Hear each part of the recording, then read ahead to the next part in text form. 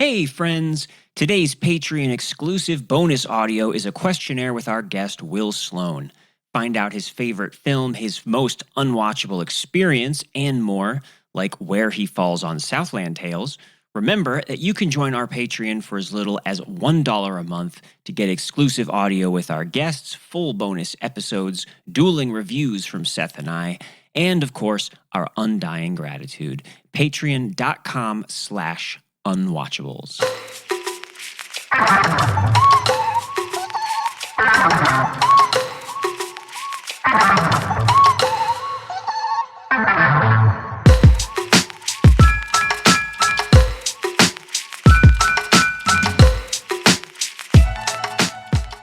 Hello and welcome to Unwatchables, the film podcast where everyone gets their 15 minutes of pain.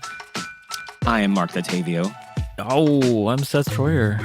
And today's guest is writer and podcaster Will Sloan of the Important Cinema Club. He's going to take us through the early underground films of Andy Warhol.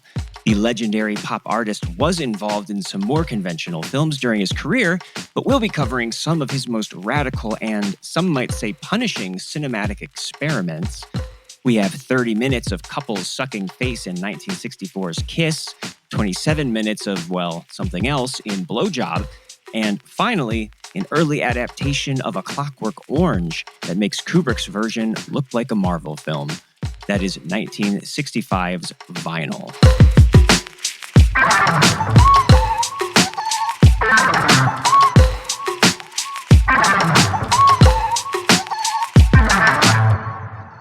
You may know Will Sloan from the Important Cinema Club and Michael and Us, two wonderful film podcasts.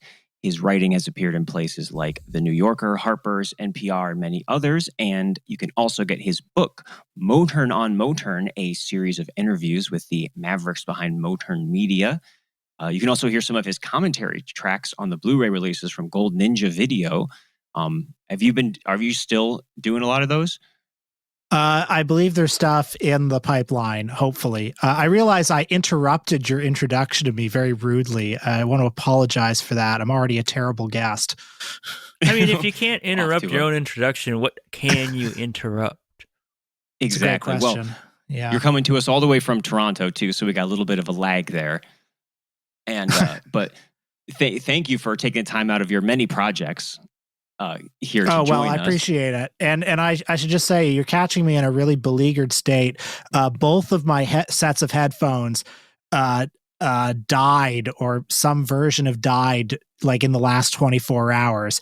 I had a small set of earbuds that like almost caught on fire because the circuit got overloaded. And these ones you're seeing me wear now also broke in the last 24 hours. So I'm just hanging on by like spit and tape right now.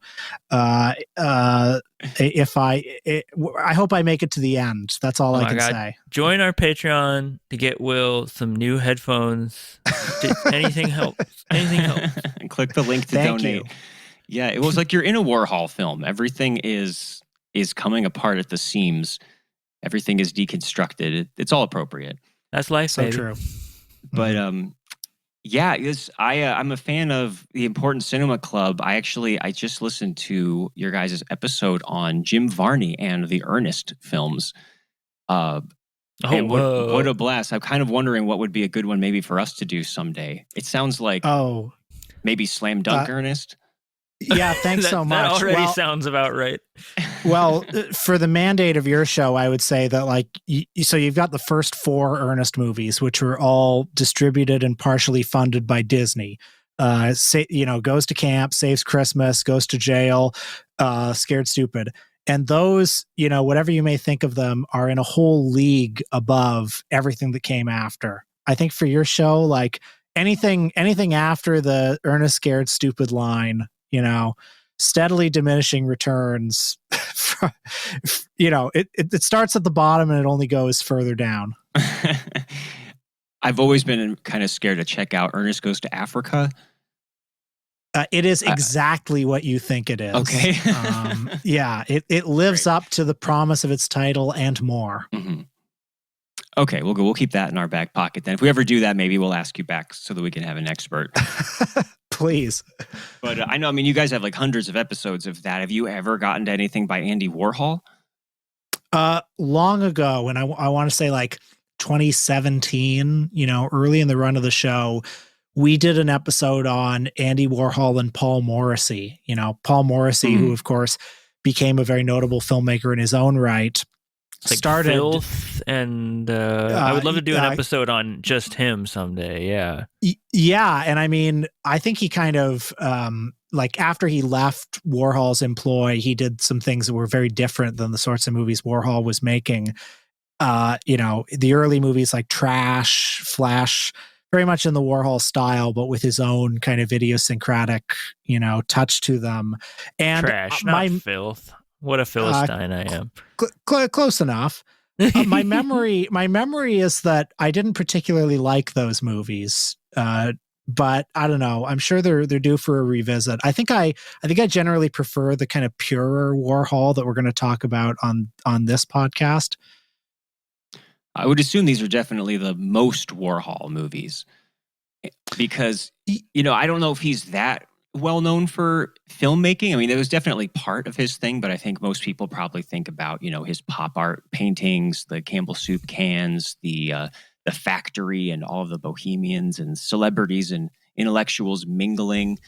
I always tend to think of him like, I don't actually know that much about him, but I could pick him out of a lineup. I think of him more as like a personality, a tastemaker, the phrases that he coined, the Velvet Underground cover. Soup can. You know the soup can, I'm sure. Yeah, exactly. Soup can, yeah. My partner and I were just at the Pittsburgh Museum, the Andy Warhol Museum, which I had never been to until this year. Yeah. I was also going in kind of like lukewarm. And I was like really surprised at how much a lot of that actually won me over. And I feel like I definitely went through a phase where I was like, surely he's a god in high school. And then, most of the time after that sort of phase, you have like it's a little overrated because I've heard of other stuff now. But it definitely endeared me to his whole project. And like, it is a really cool, because that is like what it's all about, I think, with Andy. It's sometimes not so much zeroing in on like, if you just zero in on the soup can, the easy thing is always, what's the point? How stimulating is that? It's more about the immersion of Andy world, right? Just the whole world of it, which is really exciting. I think people, a lot of people have a similar trajectory. I think he's somebody who teenagers, intellectually curious teenagers who are, trying to learn something about art gravitate to, because the work's very graphic. The work is, really relevant to, it's soup cans and, pictures of Marilyn Monroe and Elvis. These are things that are very easy to understand, and they speak to, the media landscape that was emerging at that time and that we all still live in today. And then I think, as you get older and you learn more about Warhol, it's possible to become a little bit jaded towards him. It's possible to see in him or develop kind of ambivalent feelings towards him and towards what he represented, especially, after the 60s. He becomes a very blatantly commercial figure. He starts, making celebrity portraits on commission, where it's like just a big silk screen version of a photo of Mick Jagger. And then like, okay, slap some paint on it and boom, $70,000 a pop. And it's easy to be like kind of alienated towards that version of Andy Warhol. But to the idea of him being a filmmaker, I agree that a lot of people who only know him, when they go to a gallery and they see a soup can, they're not necessarily rushing out to see Chelsea Girls. But for a smaller group of freaks, particularly in like the experimental film realm, I feel like his influence looms very large. Somewhat the films, but also what the films represent, the issues that the films raise, the questions that the films raise about, the film form itself. I feel those questions resonating across the history of experimental and avant-garde film for the last 60 years. Yeah, it's like the classic. It definitely, if not the birth of American minimalist like movie making, it is definitely like what popularized it, I think, as a movement in the underground, in the same way that the Velvet Underground like definitely started a surge of experimental leanings in rock and roll and things like that. So his movies are definitely in that world of the modern art, which is more about the statement, about the doing, and quite often like stepping away from the whole idea of like the traditional worrying about an audience and how they uh might be cringing or shifting in their seats the whole time, or if anything, like probably just loving that aspect of it, Yeah. or just being I mean, ambivalent towards it. Yeah. definitely the films, a lot of them are provocations in the sense, it's in a lineage of like It's a move. Marcel. Like Marcel Duchamp 100 years ago takes a urinal and signs his name on it and puts it in a gallery. And like, that's a huge provocation of like, I say this is art. Why can't this be art? And he's kind of following in those footsteps. He makes an 8-hour movie of the Empire State Building or a 5-hour film of a man sleeping and says, is this a movie? Can this be a movie? Why can't this be a movie? I'm projecting this on a screen, therefore it's a movie. And there are people who have watched those films. There have been screenings over the years of like the 8-hour Empire State Building film. I've never seen it, but some people have. I walked into a gallery for about 10 minutes and then 6th hour walked really out of picks that up. room. Yeah. Well, actually, by the way, thank you for not picking either of those films, Sleep or Empire. That was very merciful of you. I thought we cannot go over 70 minutes. I think that's the line that has to be drawn. But I have been told, and I've seen photographic evidence of this, that like somewhere in the 3rd and 4th hour of Empire, like when they're changing the film reels, there's a half second where you can see Warhol's reflection in the window. And that's the kind of, that's the real pleasure. That's your reward for sitting there and staying with it for 8 hours, is a little surprise like that. Yeah, he couldn't cut that out. Sometimes you just fall in love with everything in the movie. Yeah. You just can't make the trims that you need. But I will also say there are filmmakers over the years and cinephiles who have fallen in love with the films, as certain of the films as films. And, I think of one of his most famous things is, he did the screen tests where whoever was visiting the factory at that time, whether it was Bob Dylan, whether it was Susan Sontag or Dennis Hopper, or just whatever famous or non-famous person happened to be there, he'd sit them on a chair and put a camera in front of them and say, here, just hold still for 3 minutes. And they would do that. They would hold still for 3 minutes while the camera filmed them. And there are a lot of people who love those films, the screen tests, because they're bottled time. There's something, they're film. They're a clever variation on the idea of portraiture. It's what does a film portrait look like? And there are art house filmmakers like the Taiwanese filmmaker Tsai Ming Lang, for example, who have sort of followed in the tradition of, what if you just plant a camera in front of somebody's face for 10 minutes? The minor variations on their face become events. They become like the explosions in an action movie. If somebody's staring and then a tear like goes down their cheek, that's like an explosion in an action movie once you've recalibrated your brain for what this kind of movie is. Yeah, and that's a good example of the kind of influence, I guess, that he had, because, these are something that you could take what's interesting about that and use it in a narrative film or in a more conventional film. And, these films definitely distill that down. And they do feel, I think like a lot of his work probably does, which is like more like pieces of a whole, of a larger project. And the question of how to watch these and how he intended for them to be watched is kind of a question too, because like you were saying, these are so conceptual that the concept is kind of the whole thing, even bigger maybe than watching the film. Like the fact that the 8-hour film of the Empire State Building exists and us knowing it exists is kind of more of the point than actually sitting in a chair for 8 hours watching it. Or that if there is something you do get out of that, it's probably the same thing that you would get out of, 1 hour or maybe 2 minutes. And absolutely. Or is it? Like there's a mystery there of like, I guess I would feel different. That's for sure. Well, who knows? What does it feel like at the 4th hour? Mm-hmm. What does it feel like when the sun fully goes down and the lights on the Empire State Building light up? Like, what does that feel like after you've been sitting there for 3 hours? I mean, I'm not going to find out, but you know, maybe somebody would. I mean, I am attracted to the idea in Warhol that it's an impossible filmography for a lot of reasons. Like, if you do a complete tabulation of every single scrap of film he ever did, which, some people have, it's something like 600 films, There are other filmographies that have it more like, anywhere from like 50 to 170, depending on how you define what a film is.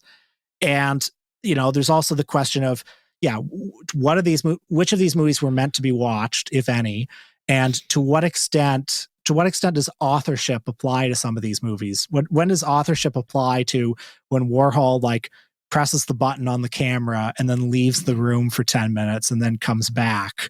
I think these are all kind of interesting questions if you're interested in film as an art medium. Well, I think he's hacked the situation and it's like ripe for this sort of artistic posturing, like however which way he wants to swing it. Which I think a lot of folks have been inspired like from then on in experimental media or punk even or noise music, of just that sort of, you can kind of have your cake and eat it too with this way of approaching this where and you can also get it from his interviews where sometimes it does feel like it depends on the day where you catch him, where you would say like, so the blowjob, the movie The Blowjob, we're just watching a guy's face. It's supposed to be totally transcendent, right? And like I am reading all this stuff into it. And depending on the day, he might be like, absolutely. And then on the other day, he might be agreeing with the other person who comes in and is like, it's just totally throwaway. And it's a statement about how like just art is disposable. And, I can't believe people sit down and watch all that. And he might be agreeing with that person, right?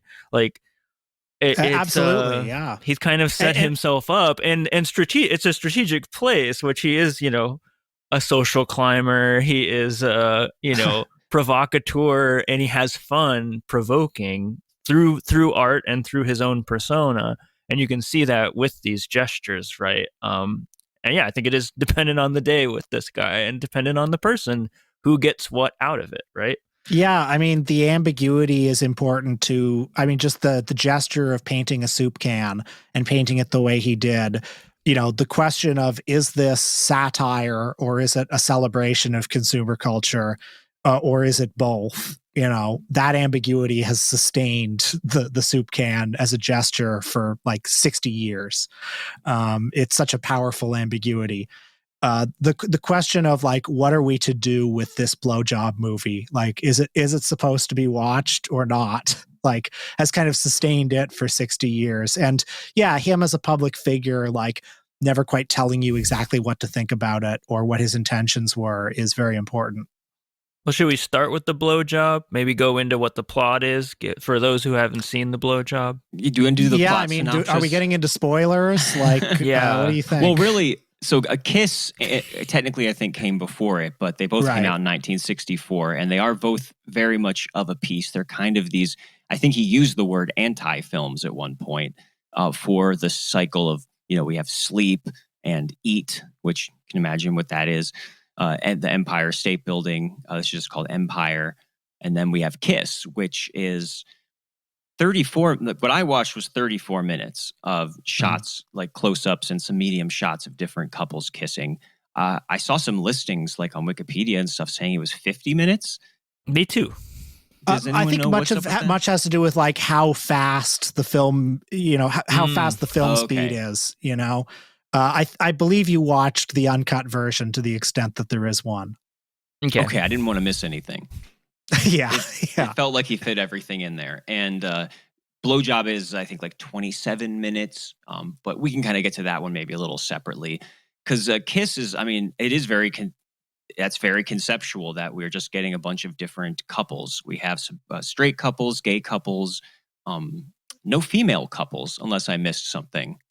There's I wonder if there's some biracial. Yeah, that's right. I don't. You're right. I don't think I saw a female couple, but I could be wrong. It is as you say. It's just like one kiss after another. Some of them, more sensual than others. Some of the kisses are like kind of comic. They're kind of like silly kisses to the extent, Mm-hmm.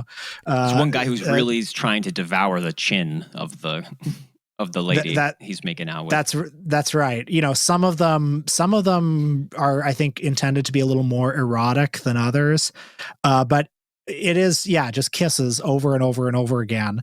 And because, it's 1964 and there's at least one biracial couple in there, there are certain obvious provocations in the film. The reason that I chose this movie and Blowjob for this podcast was because, I was thinking about the term unwatchable, and both of these had kind of, for most of my life, been filed under the category of not meant to be watched. Like I had seen them on gallery walls, sort of in passing.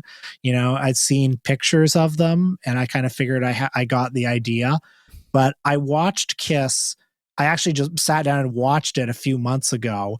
And I was kind of surprised how much I liked it just as a viewing experience. I thought it had things to enjoy about it.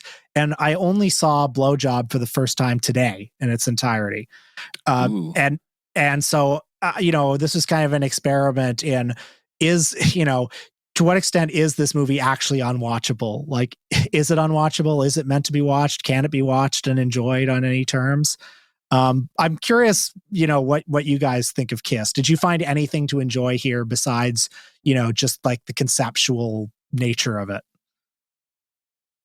Well, Marc? You want to tackle that one, Seth? No wrong answers, by the way. It's totally okay if you hated it.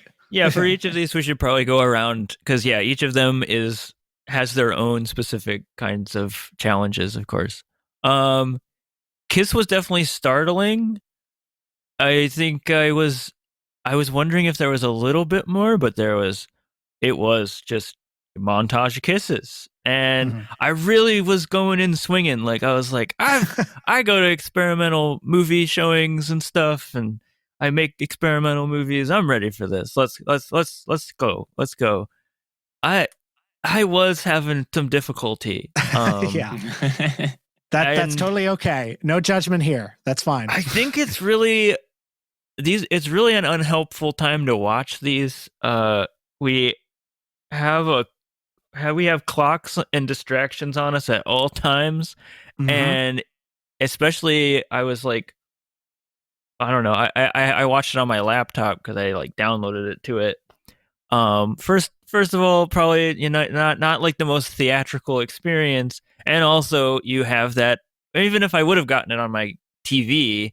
Like, even if it was streaming on Netflix, which would have been fucking insane and hilarious if Andy Warhol ever streamed on Netflix, you would still have the temptation to be like, surely 20 minutes has gone by. And then you check to see how long, and that breaks the experience of like, which I do believe, a lot of these kinds of films have the ability to mesmerize and get you into this meditative state.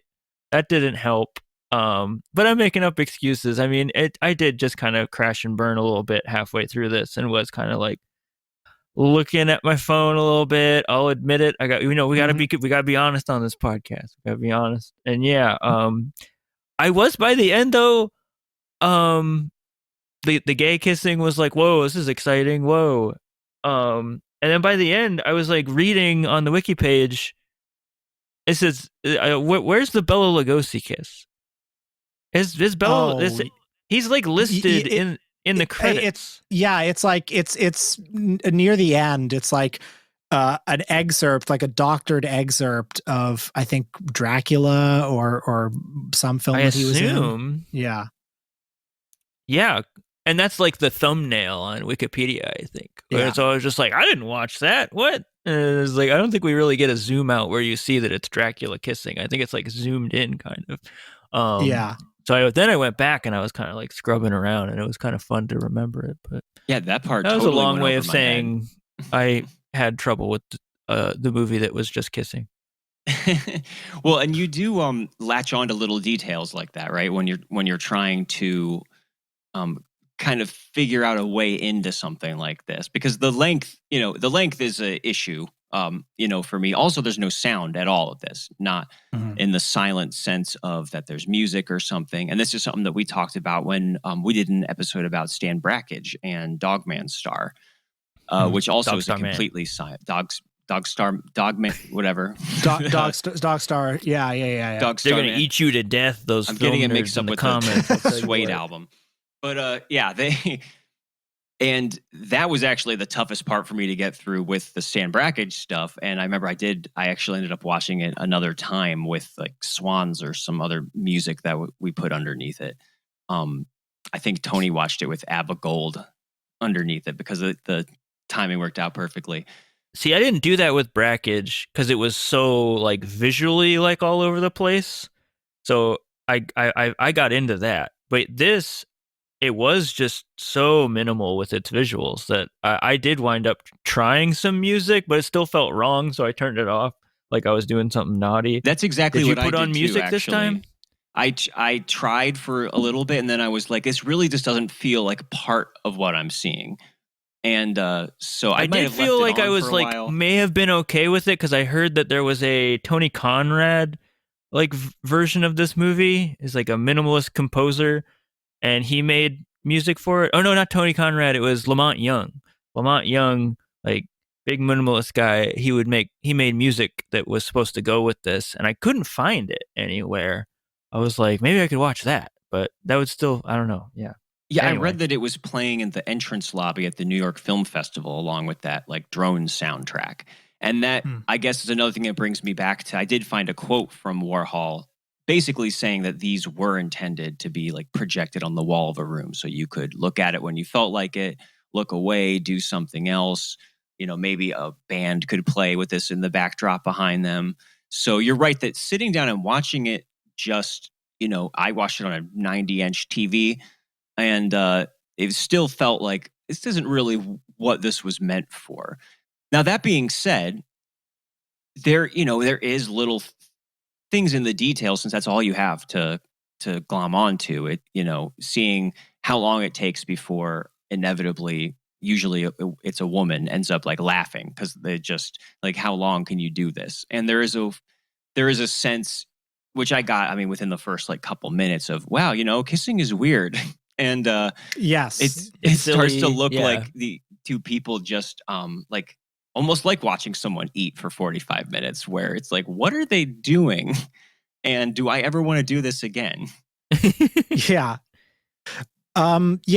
First of all, I don't think Warhol would be upset if you played the movie with music. I don't think he'd be upset if you watched it on a gallery wall. I don't think he'd be upset if you turned it off halfway through. I think if we're thinking about authorial intention, I think he'd be pretty much okay with anything you did with this. The silence of it, I've been lucky enough to see some Stan Brakhage movies like in theatrical contexts. And there's something kind of mesmerizing about like, being trapped in the dark room, surrounded by other people with dead silence. It's like, it feels a little bit more like being transported in that context. And I think all experimental films are much harder at home. And, this one, no exception. I would say though, yeah, like sitting down to watch it, I think because when I sat down to watch it and I didn't expect to make it all the way through when I saw it. And I expected to only be bored, and I expected it to only be this conceptual exercise. I was pleasantly surprised with, what you said, Marc, about how the kissing is really weird. And when you see something over and over and over again, it's a bit like repeating a word over and over again, where it like loses its meaning. Mm-hmm. And I think that's an interesting space to be in. And you start like looking at it and thinking like, God, kissing, like who thought of this? Like, was this instinctively in us? I mean, obviously there's like a human desire to touch, but how did it manifest in putting our mouths together? And yeah, that's not how you make babies. Where does that come from? What is that? Yeah, yeah. Well, actually, it's like, the baby making process, like the mechanics of that, like that's much more. It seems to me much more natural than putting mouths together, and yet people all over the world in every society have figured out putting your mouth together with another person is how you express affection. And so, you're watching this movie and you're seeing it over and over again. And, like I said, there are some parts that are kind of funny and they're sort of hamming it up and they're kissing like really, really strangely.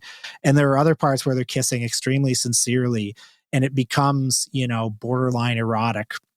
I think, long way of saying that spending so much time looking at a physical act like this and seeing it become alien and strange is an interesting experience to me and one that I'm grateful for. I would also say, it's a cliched observation. People have said this before. It's not original, but people have talked about Warhol's filmography as kind of like paralleling the rise of cinema itself as an art form, where it starts with these static shots of people doing quotidian activities. Show. Yeah, like one of the early, famous silent films from the turn of the century was called The Kiss, where it's these two people who look about 60 years old, like sharing a kiss together. And this was like, in 1901, this was a blockbuster.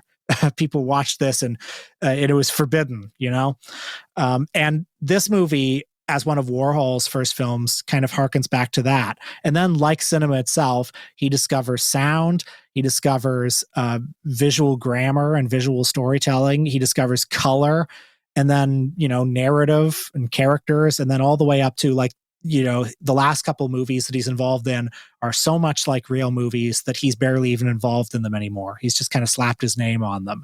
And so I appreciate, if you look at his filmography like that as this almost parody or comment on the rise of cinema itself as an art form, even if he did this unintentionally, I like this movie's place in that continuum. Yeah, I mean, you're putting a better definition on like Andy in that way, I feel like, which is the great example of whether it was his response to painting or sound or music too. The example that he sets down, which I think myself and a lot of other artists, or even if you're just taking what your relationship to taking in art, is this individualized like, but how do I interact with this medium? How do I like take this in, or like which parts do I like and take away from this? It's like it sounds basic, but when you actually put it into this like very literal practice of like, no, it's like hyper individualized the way he approached every little bit, and had no like rid himself of these preconceived notions. It does get really interesting. Again, more so on paper and more in like personal influence and inspiration. Again, your mileage may vary with the actual physical taking in of like whatever comes out of that from whoever makes it, including Andy. But yeah. Well, and you can see that influence in, films that we've covered on here and films that I love, that whether it was a direct influence or not, a lot of slow cinema films, minimalist films, whether it's Jean Dielman showing that we can watch, somebody cooking meals, for 3 hours and actually get a big like psychological arc out of it, or Satan Tango, which makes it feels like you really do need to sit through all 7 hours to like that. It's a very deliberate thing. That kind of gives you the whole meal, where these are little samples of examples of what you could do. And it did just occur to me, by the way, that I was actually kind of grateful that Kiss was silent, because now I'm imagining just hearing the slurping sounds of people actually kissing for 30 minutes. That would be unwatchable. Yeah, amen to that. We deserve that. I think. I hope that Eat is silent too, because that would be rough. One more thing I would say is I want to state that I'm not saying these movies are not boring. And like boredom coming out. Yeah. It would be disingenuous to say that boredom is not a part of these. And also I think like boredom is part of his toolbox or his palette here. It's something that he's using. Similar to, and I'm not going to say this is as good as Jean Dielman, but like similar to how I think Chantal Akerman uses boredom like as a tool, or or as clay. Almost. Yeah, like as clay that she sculpts. I think Warhol does that too. And definitely, like, especially with Blowjob, it's almost like watching it reminded me a little bit of like transcendental meditation, or like being in a sensory deprivation tank, where I think it's possible to have moments where you're kind of in sync with it. You're going with the rhythm of it. And then it's also possible to have moments where your mind is wandering and you're thinking, God, how much longer is this going to be? And it's also possible that the accumulation of those feelings can lead somewhere. That's a good segue, because going into Blowjob, knowing nothing about it, but having just watched Kiss and, knowing about Sleep and Eat, with all very literal titles, I was like, what is this going to be 27 minutes of?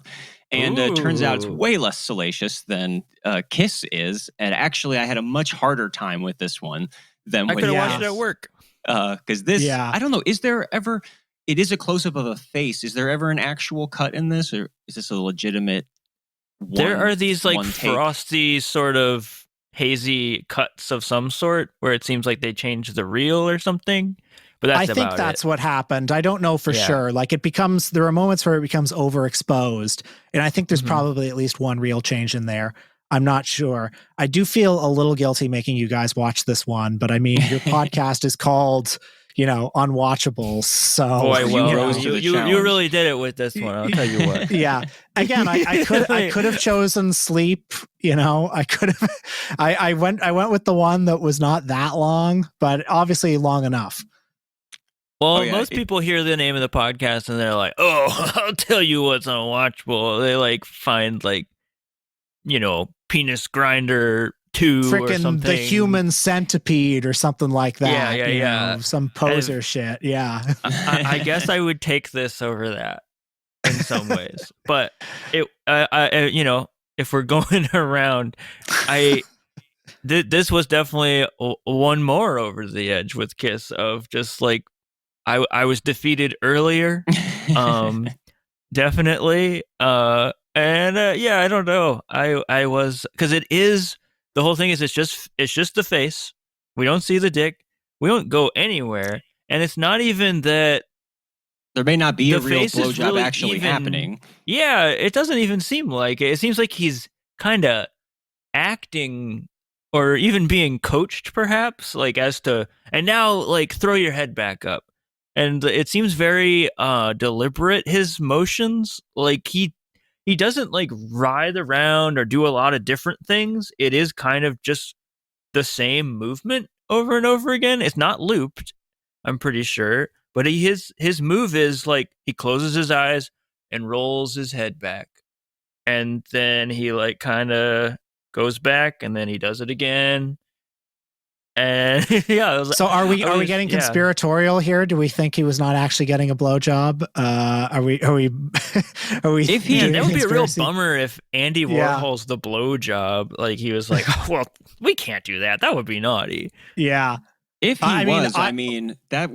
that may be the world's longest blowjob, Duke, because it's really long, and it doesn't look like he's having all that much fun, I feel like if it goes on that long, it's probably not going to end at all. But not very gentlemanly of him. I think he probably should have. If it was going to take that long, he probably should have just called it off a little earlier. So I had kind of a good time with this movie, I have to say, and I'm not going to try to sell you guys on it because I realize this is a little bit irrational. But we already watched it, so. Yeah, so I put my phone in another room. I turned the lights off. I watched the movie, and again, it felt a bit like being in a sensory deprivation tank, where there are moments where at least I was sitting there thinking like, wow, like the human face as a landscape and all the little like gestures it makes. What a fascinating thing to just watch. There's so many ways a human face can look. And then you think like, and this might not sound at all rational now that I'm out like in the cold light of day talking about this movie, but when you're stuck with the movie, your mind goes all sorts of places, and one starts thinking like, yeah, what is a story? Like, does this qualify as a story? Does the repetition of like his head goes back and then he goes out front, to what extent is that narrative? And you start thinking about the frame, and Warhol begins as a painter, and any visual artist knows that like what's in the frame is or what's not in the frame is often as important as what's in the frame. And then there are moments where I was frankly quite bored, and I was thinking like, okay, I've seen everything this guy has in his arsenal. What else is he going to do? But then like after his climax, and when he lights a cigarette, and he's just sort of standing there, and he doesn't seem to like, he's smoking a cigarette. He doesn't acknowledge. He doesn't say thanks for whoever brought him to this state. And then you start thinking like, God, it is kind of weird to have a camera on his face during all this. Like the camera is this unacknowledged, third part of a menage a trois here, that it's probably making him incredibly self-conscious. And like, then I start thinking, well, what would be more intimate? What's more of an invasion of privacy? Like showing below the belt or showing his face in extreme close-up during this act? And like, to what extent is what we're seeing in his face authentic, and to what extent is it tailored for the camera? Because especially after the climax, there are moments where he's like, he's smoking a cigarette and trying to look really cool, like James Dean or something. And then there are moments where he looks deep in thought and kind of sad. And then moments where he sort of resets and like puts his hand across his face or something. Like it looks like a really torturous experiment for him. And so for all those reasons, I found the viewing experience rocky, sometimes frustrating, but overall, I'm glad I took the journey.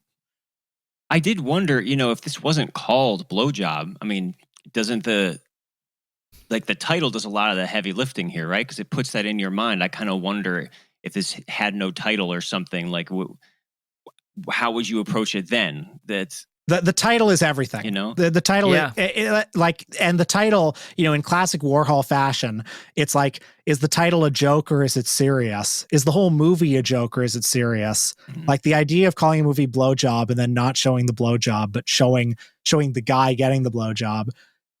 Like, is that a joke or is it not?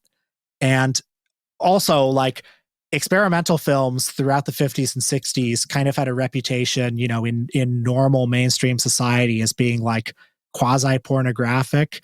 It was like, oh, there's Jean Genet's Un Chant d'Amour or the Kenneth Anger films that are sort of like sexually explicit or dealing in like sexual matters. And it's crazy to think that Warhol's movie Chelsea Girls, which is I think pretty hard to watch at times just for its boredom. It's over 3 hours long, mostly scenes of just people. I tried for this podcast. Oh, you did?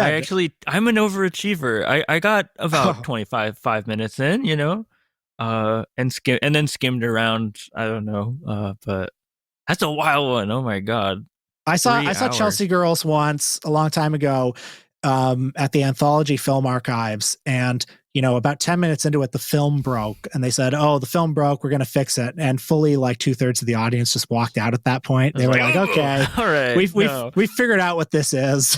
Yeah, don't want to commit to this. Anyway, I forgot what I was saying, but sorry. Experimental films and sex. Like, it's crazy to think that like Chelsea Girls was actually kind of a crossover hit in its day. Like, normal people went to see it, I think, only because it just had a vague whiff of sex around it at a time. Well, the poster has tits on it. Yeah, exactly. But then you sit there, and the 25 minutes I watched were just full on improvisational like beat poetry conversations, in a dark room. No tits. Yeah. I don't think it's a coincidence that people stopped going to see Chelsea Girls once like hardcore porn became available. It's like, well, fuck this. We're not going to sit there. I don't even have to watch a 3-hour art movie anymore. Yeah. Now, Marc, did you come? Did you like it? Did you come? Yeah. Oh boy, that's quite a question. No, in no sense of the word, but I did. I don't know if you guys read this story about like the making of this. That I guess originally Warhol had like a friend who he wanted to be the guy getting the blowjob, and it sounded like he was serious about it. He was a gay guy, and he said that he was going to have 5 beautiful boys there for you, to keep it going. And the guy like kind of jokingly agreed, and then when Warhol actually like the day of was like, "Hey, let's go do this," he was like, "Are you kidding? I would never do that." And sent the 5 beautiful boys home, and then they found this guy just wandering around, who I guess his name is Deverin Bookwalter, who is what a name, and also what a face you just find walking around. Holy shit! And I had never thought to look up who this guy was, but he was an actor of some note. He's in the Dirty Harry film, The Enforcer. He's in The Omega Man. He's in like a number of movies you've heard of in supporting roles, not just bit parts, but supporting roles. He was like a theater actor too. And yeah. And I'm sure there were a lot of people like that hanging around the factory at the time. And it's funny, like the decisions that one makes just in a split second. Mm-hmm. Like he was probably just wandering around, and Warhol says, "Hey, want to be in my blowjob movie?" And he says, "Sure." And then this becomes like the defining thing. Like that still image of him against the wall is just this like iconic shot that's in every book about Andy Warhol. It's on posters. It's like this will be the thing that he is forever known for. And it was probably just a complete spur of the moment decision that took like an hour of his life. But now, was it 3 boys, or who? We still don't know if there was even a blowjob. Well, this is why I'm a little red pilled about the blowjob conspiracy. I think I suspect there was no actual blowjob happening, and this guy was performing for us. But who knows? The mystery is where the magic is. Yeah, I mean, I'm of two minds. Again, like I hope that it was, because it'd be disappointing if it wasn't. But I also hope that it wasn't, because if it was just one person, like that's a long time to try to make this happen. I think there's also something funnier about like thinking about, which I did for most of the movie here, was just thinking about it being that is what it felt like to me, that it was just Andy being like, all right, so she's really going down on you now. Now throw your head back again. I just was imagining the direction or something, which is like a funnier situation. It was like Judd Apatow yelling jokes for you to try. Yeah. And just, as a sort of gesture about like, a lot of underground films at the time, there were trials, movies like Flaming Creatures and Chant d'Amour. There were well-publicized obscenity trials for movies like that. And just on a conceptual level, I enjoy this as a bit of a prank about that. It's like, okay, we have a movie called Blowjob, and there's explicit sex, the thing that is illegal for us to show, just like a few inches below the camera. And I like that as a gesture. Yeah, I definitely do like the concept here. And just like with the last movie, I can think of a lot of other films that will suddenly throw in a way too long shot of an actor's face. I would just watch The Long Good Friday for the first time with Bob Hoskins, which ends with this amazing shot that stays like so much longer on his face than anyone would ever, like as if they just forgot to say cut. And it like builds this crazy power just for you trying to read what's going on there. And some of the things one of the things that's interesting about the screen tests is that like it captures these people, sometimes very famous people, in kind of a vulnerable state, because it's just their face, it's just their body, they have no barrier, and they're asked to just sit there in front of the camera. And some of them, like Bob Dylan, he copes with this by he's got sunglasses on and he just keeps a complete stone face the whole time. There's no penetrating like Bob Dylan's aura, but others like become kind of visibly frustrated, and maybe anguished is too strong a word, but like obviously uncomfortable with the exercise because like they're so exposed. And I feel something about that in Blowjob as well. Like I feel the kind of anguish from this guy just having the camera in his face this long and not quite knowing what to do with it. And there are a couple of moments, I guess the reward of actually sitting down and watching a movie like this is occasionally you get bits that you don't see in the still photo. Like maybe 5 minutes in, there's a moment where the guy like looks directly at the camera and kind of smirks. And I thought, oh, wow, he acknowledged the camera. Or I feel like at the very end, like in the last 5 seconds, he also sort of breaks kayfabe a little, like he gives a little smile or just some sort of look to the camera.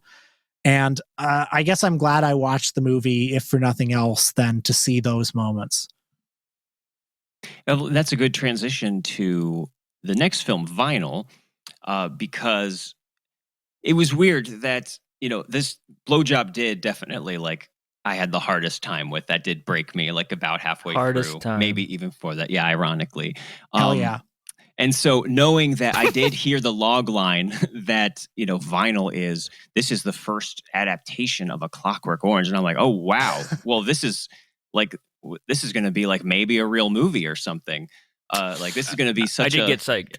And I was at least expecting to like it more than the Blowjob movie. And I'll save that maybe for as we go on.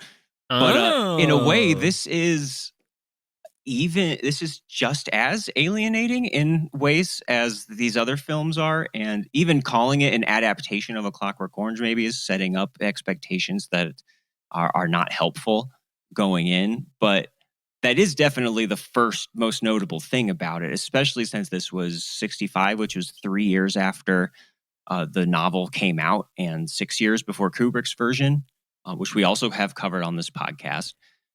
But yeah, this is not your mother's A Clockwork Orange. Yeah, which he says that he bought the rights to the book for $3,000, but I did more research on that, and I don't know where you turned up, Will, but a lot of people say that he was just fibbing about it, and he just kind of did it, which it kind of makes sense. He bought a copy of it for $3,000. Yeah. Yeah, like why wouldn't you just call it A Clockwork Orange then? And why would you call it Vinyl? And why would you change all the names of the characters are different from the book? I think he was fibbing too. And I also don't think he bought the rights to the music that he plays throughout the movie. Right. No. Certainly not. Yeah. So, yeah, I mean, Will, how would you characterize this? Is this like a film theater piece, maybe? Because that's what I was thinking. I got a vibe that, or I think I read something that this was something that in some form was performed in front of an audience at some point. Well, I know that what we're seeing was shot at the factory. And I find this movie most rewarding as kind of an experiment with the film frame itself and the ways that a story is told as a film visually. And, if we're talking about, to go back to the metaphor of Warhol's career sort of parallels the rise of American film itself from, the Nickelodeons to the silent films to sound to color. This movie feels like it's somewhere in the middle of his development. And it feels almost as if it's this offshoot of Warhol created an entirely new cinematic language of his own that has no parallel, anywhere in American film. And it's a ripping good talkie. Yeah, well, yeah. It's like you look at the early like Edwin S. Porter, Thomas Edison movies, and you see them like trying to figure out bit by bit. How do you show the passage of time in a film? How do you show parallel spaces in film? How do you communicate that this is happening here and this is happening over here through editing? And they came up through trial and error with a system of how to do that. And Warhol sort of rejects all that here. He creates an entirely new way of delineating space, delineating time, that draws a lot from theater, draws a little bit from painting. And I think it succeeds, but I don't know how you would continue to make movies like this if it's possible to. And watching films requires a lot of imagination and requires a lot of suspension of disbelief. You know that the man on screen is Brad Pitt. The fact that he's Brad Pitt is oftentimes important to how we receive the character. Nevertheless, we also accept Brad Pitt as that character when we see him in a movie. And we hold those two truths in our head, that he's Brad Pitt and he's this character. And in this movie, I think this movie is playing with our suspension of disbelief in a lot of the artificial, the crafted nature of film. So you've got this stage or this like set where in the middle of it, there's the Alex character. I think he's called Vincent here. He's called Vincent, right? And then on his right, or Victor, sorry, that's right, Victor. And on his left is Edie Sedgwick, and we don't know why she's there, and her presence is never really sitting explained. On a trunk. She could be an audience member for all we know. And then, behind him, eventually there's this cop character who emerges, who like arrests him. And then he shifts him just a little bit, to the right of the stage and puts him in a chair. And this becomes a whole new setting. And we kind of buy it. And it's possible, it becomes possible to follow the story. It becomes possible to, tell these fictional spaces as distinct from each other. Even though it all takes place in this kind of surreal tableau that, because it's in black and white, it looks like it's in a void. Like there's this inky blackness behind them. And it doesn't seem grounded in any like physical reality, except that, it creates a reality all of its own. I don't know if that makes any sense at all, but that's kind of what I gravitate to here. Will is knocking out of the park with he's the Warhol whisperer. You're just whispering him. You get him. I mean, I can't speak for Andy. I speak for how I receive this movie, but yeah, when I look at this movie, I see a very kind of daring and successful experiment in, time and space and the frame in film. Well, that tableau you're talking about, I think, is definitely the most impactful and interesting thing here. And that's why it does feel theatrical in the sense that, there's something of an audience that's sitting along with them. And then suddenly some of the quote unquote audience members who at different times are either totally indifferent or not even paying attention, or they're kind of getting involved in what's going on, whether they're dancing with them or just kind of reacting to what's happening. And then they become a part of it. And suddenly they're characters. Edie Sedgwick, they're torturing each other in the background with wax and stuff. Right. Yeah. And it's like, it's also not exactly filmed theater the way that an early Marx Brothers movie is. It's almost like it's collapsing the audience and the stage into something new.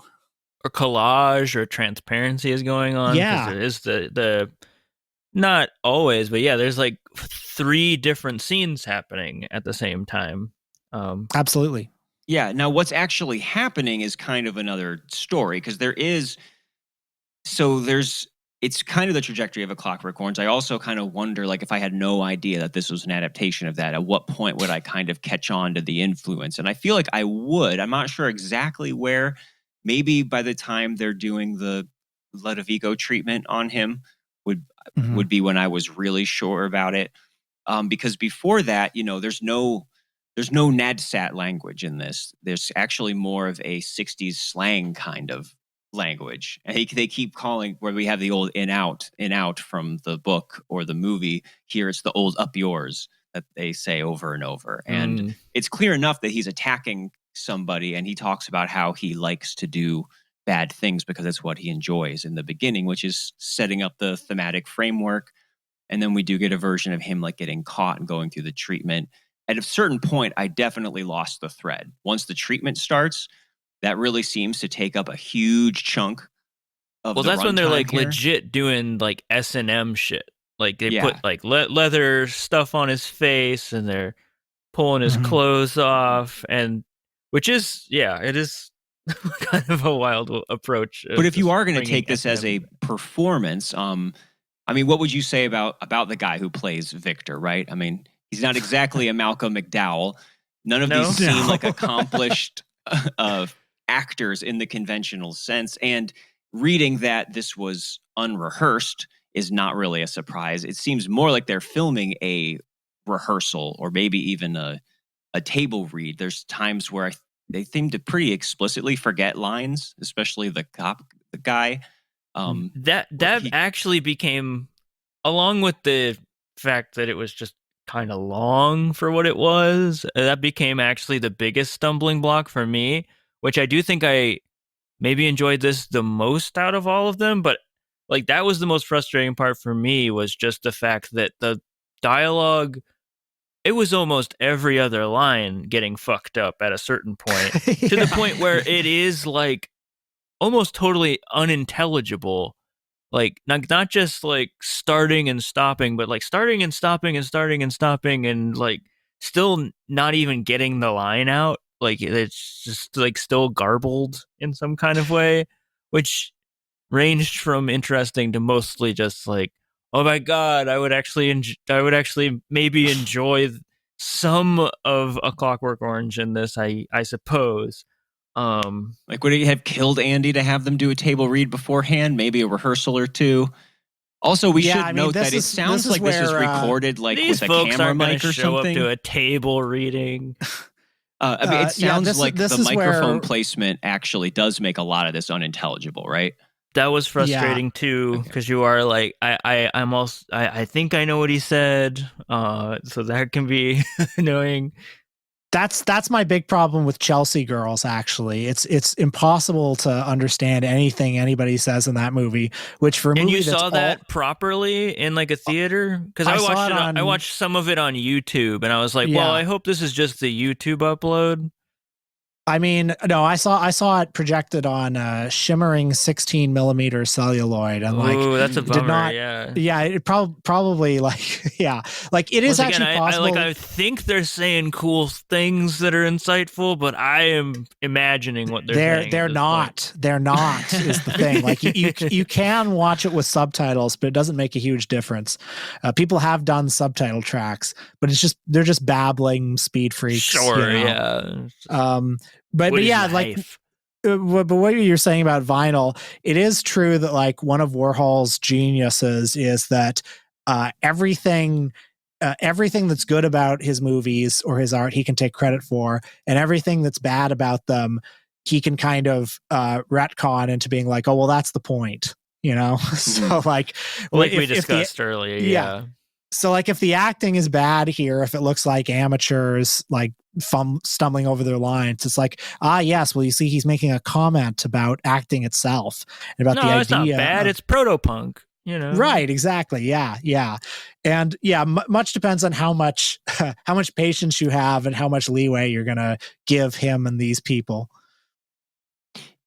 And you mentioned the music before, and so early on we get this who is it by? Is that like a Shondel's song that they Nowhere to Run. Yeah.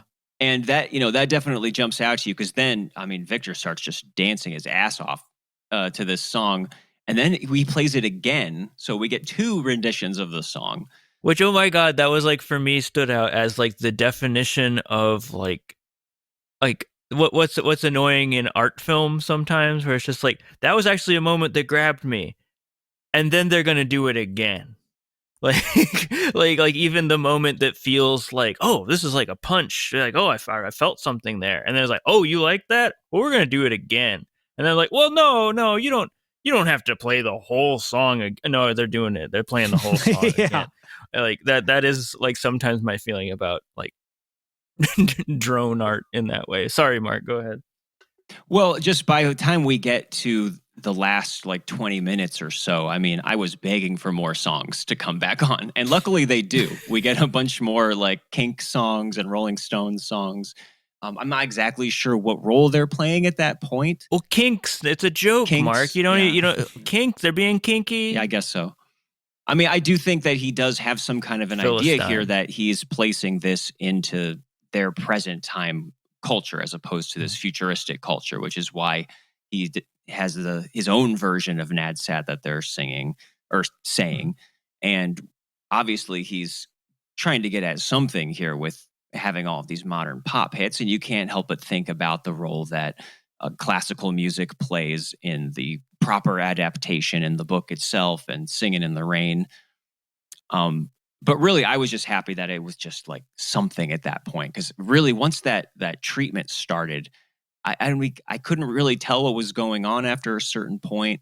And again, it does bear stating that this is an hour long, which is, twice as long as the other ones, too. So yeah, what I will say is more stuff happens, but spread over a longer period of time. For me, my biggest disappointment of the movie is that like 2/3 of the way in, or maybe 3/4 of the way in, when they change the reel, the sanctity of that frame that he's developed for most of the movie is kind of disrupted.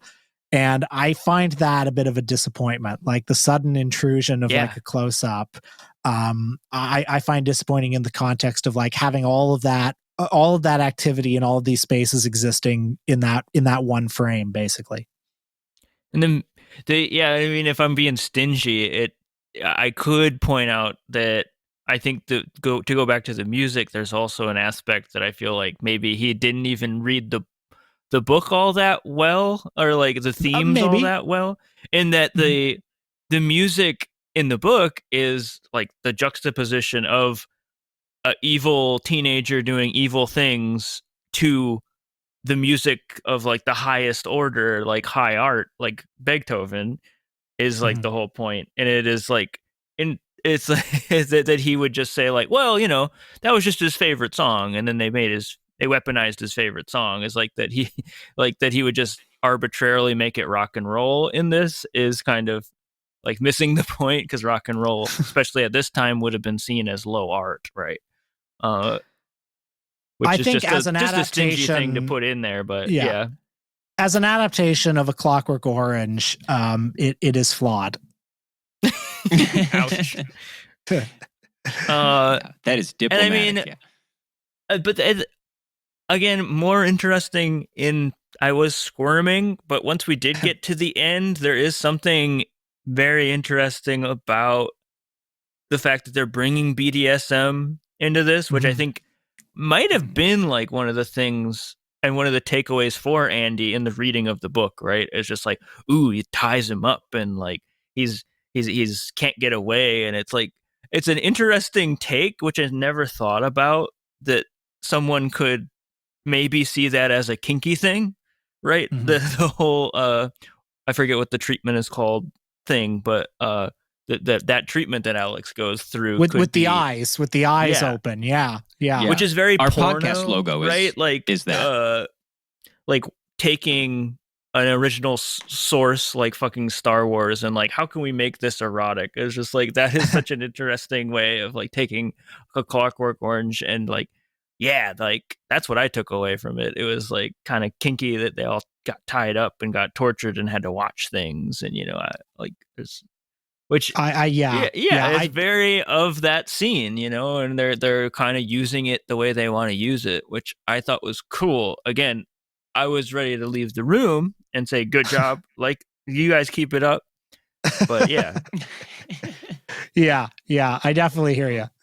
Any thoughts on why this is called vinyl? Does anyone have any inside information or interpretations on that? The jacket? Like vinyl, vinyl I guess, is jacket? That's got to be it. It's either the jacket. I think it's. I would 80% say it's the jacket, and maybe 20% say it's the music. It's like records, and maybe it's both. Okay, all right. I'll accept that. Did we get an A, Marc? One thing, yeah.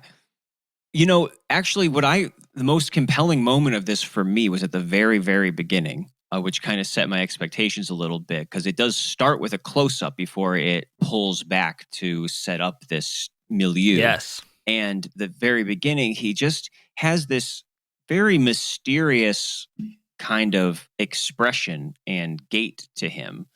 And as it slowly pulls out and is revealed that he's lifting weights, and then it kind of makes sense. And then you are thinking about the kind of like what you do in Blowjob, about how somebody's decontextualized face can seem so strange. And especially when the thing being done is lifting weights. I don't know. That made me think like, oh, look, maybe he actually is like employing one of these, these experiments in a context that is interesting in a way I could relate, to other movies where I see things like that in. And I could also imagine like all these like film conspiracy theories online. Immediately that sent, at least in my mind for a second, I didn't run too far with it, but I mean, it is just a close-up zoom out, but it immediately brings me to a very iconic one in a movie called A Clockwork Orange, where we do start on the face and we zoom out and we see the milk bar, right? Now I don't know. Yeah, I'm not saying anything like, but it did make me think of that for a second, just because it was like a parallel. It did make me think about. I tried looking around online. I was just like, did Stanley Kubrick ever see this? Did he know it existed even? So I guarantee, I'm sure Stanley Kubrick knew this existed, only because, Stanley Kubrick was so meticulous with his research about everything. Yeah. Famously, I'm not saying he was like, wow, a close-up zoom out. I have never thought of that. I'm just I think he would have been aware of it, but if anything, if just speculating, I think he probably would have regarded this movie as a bit of a nuisance. I think he would have been like, fuck this. I'm going to do my real Clockwork Orange movie. Oh, I don't think he was down with the factory crowd. No. Yeah. Yeah. And moments like that did make me wonder if maybe I'm giving him short shrift by stopping here. Cause these are the only things that I've seen by him. I haven't seen Chelsea Girls or anything, after that. It makes me wonder, does he develop or have some filmmaking chops, or did he ever even become interested in doing anything, in seeing like the more of the like craft of filmmaking, or was that something maybe he just wasn't even that interested in? Well, I think it very much depends how you define chops and craft. Like, as the movies go on, he introduces sound. This movie obviously has sound, but like as the movies go on, there are, as you saw, Seth, lots of scenes of his factory people like sitting in a room babbling at each other. And sometimes those scenes can be funny. Oftentimes they can be boring. Sometimes they can be some combination of funny and boring. And a lot of those movies are sort of personality driven. Certainly, like as a visual craftsman's the wrong word. As a visual artist, like I think all of these movies show a certain intelligence and a unique perspective on like the cinematic frame.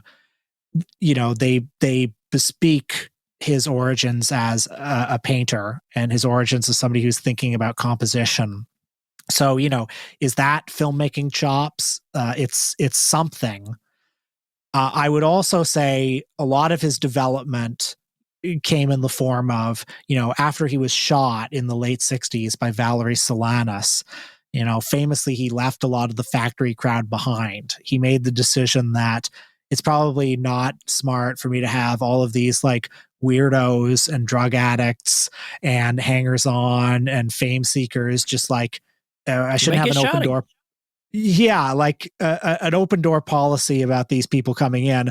And he became to like increasingly ensconce himself among, higher society, basically. He was in the 70s and 80s, like pursuing these like portrait commissions, and he was partying at Studio 54 and places like that. And Interview Which is magazine. Very like 70s and 80s of him, like, and as the way that the open door policy was very 60s of him, which is so that's like interesting to Absolutely. me. Like now that you say that is like he is literally mimicking the trajectory of the time, which is like by the 80s, especially. Yeah, he's kind of yuppie, like for hire a little bit in some ways. Yeah, 100%. Yeah. And so in terms of his development, like by the 70s, sometime in the mid 70s, he kind of washed his hands of filmmaking for the most part. But he did do things like he experimented in TV. He did some short films for Saturday Night Live briefly. He had a public access show called Warhol TV, which are like a little more conventionally professional than these movies are, but, still kind of weird. And as to his like increasing professionalization, yeah, I think it doesn't necessarily come in the form of conventional film chops, like in telling a narrative story that most people would regard as like a real movie, but it does come in the form of like making his operations more businesslike. Yeah. Yeah, maybe that was the most subversive thing for him he could have done at that point. People have made the argument. Yeah. His final performance. But, we like to end each episode by declaring whether we would unwatch any of the films that we've talked about. And which is almost an unfair question for these ones, because I feel like Andy would be like on board with me unwatching any of them. And it's a rare distinction that I give out. And I would like to award these with that personally. All three of them. And for you. And I think that's, yeah, why not? And like I said before, sometimes it's their existence the as a concept that maybe is more important than the experience of actually sitting there and enduring the entire thing. So I would not unexist them. And I think that's the important part. Mm-hmm. I think your unwatch as a statement should be framed. Thank you. On the wall. Yeah, I think that's very fair, and I respect that. But where do you land, around? Seth? And then we'll let Will have the final word. It's really, and I always I feel like I'm cheating or something, but I would say the first two, I would probably unwatch, maybe even the third one unwatch in a vacuum. But I think the third one, I am like, that one brings the most of my interests in film to the forefront, and my like just interest in like, I like A Clockwork Orange, and I am interested in Andy, and that is where you really get like, you're hanging out in the factory, and it is like you're there for 50 minutes in this one room, and maybe you're confused or bored by what's happening, but you really do get to be there. And I mean, that is the biggest part of these. I do wind up on the side of, I think I'm a little jealous of you, Will, for enjoying them at the way that you do anymore. That's honestly how I feel about like people that like things that I don't, where I just like, I wish I had access, right? I wish I did, but I do think it's, maybe I land on the first two are art installations and not like sitting down and watching them back to front for me. But they all wind up being this sort of, God bless them for doing it, for sure, like Marc was pointing at. I'm definitely like, it was like, especially the third one feels like it's for them. It's like, this is a thing that they're doing. I don't think he's really thinking as this, like, everyone's going to watch this and they'll be watching it in 2025 or something. It feels like they hit record in the basement and they jammed out a weird song or something, kind of. And I find that endearing, but yeah. It's 2 unwatches and a half or something. But boy, Will, you made it so that these were, I think if you weren't who you are, I don't think, I mean, which is the whole, I'm sorry I'm going on so long, but it's the whole thing about Andy is like the conversation that they spawn. It's just like the level of interest that flows from them and the conversations that come from them. And I think we've had a really good conversation about them. So in a way, they kind of won out in the end, whether I enjoyed the actual watching or not, because I really enjoyed talking about this with someone who did find a lot inside of some of the ones I didn't find anything in. Oh, wow. Well, thank you. I appreciate that. And, I think watch, unwatch. I think these movies are going to stay with you, even if it's just like the story of having watched them, you know. And you can remember it as, God, I can't believe I sat through the blowjob movie, and maybe there's some value there. But I like all three of these movies, and moreover, I'm just glad to have them in the long list of things that I've witnessed. I think, I'm happy to have them in that toolbox somewhere, and I can draw from the experience of watching them.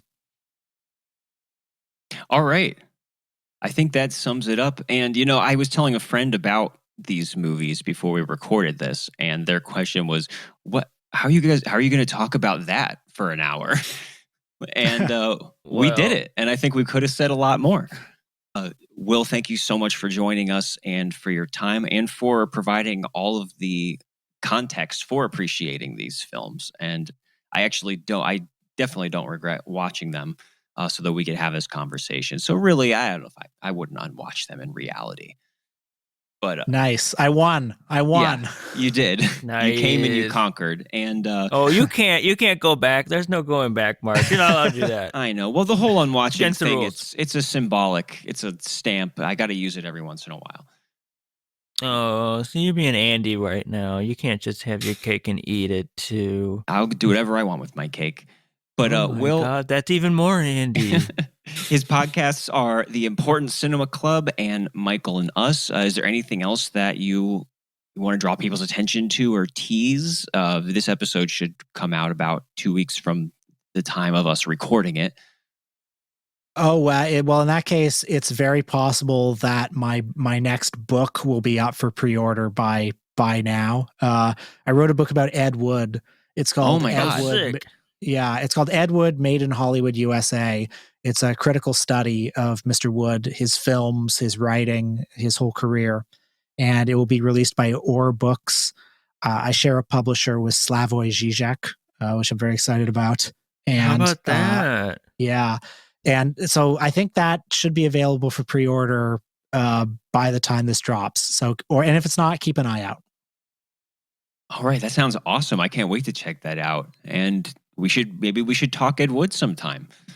I'd love to. Yeah, can you bring Slavo on for an Ed Wood episode with you sometime? Yeah, he's not returning my calls. I just can't explain why. I don't think that guy has a cell phone. All right. Well, until next time, thanks so much. And everybody check out the book and the podcast and Andy Warhol. The advertisement Awesome. for an extremely he's dead. He can't appreciate that, but it's a nice gesture anyway. We just got a check for $30 for that ad. So it's a statement about commercialism.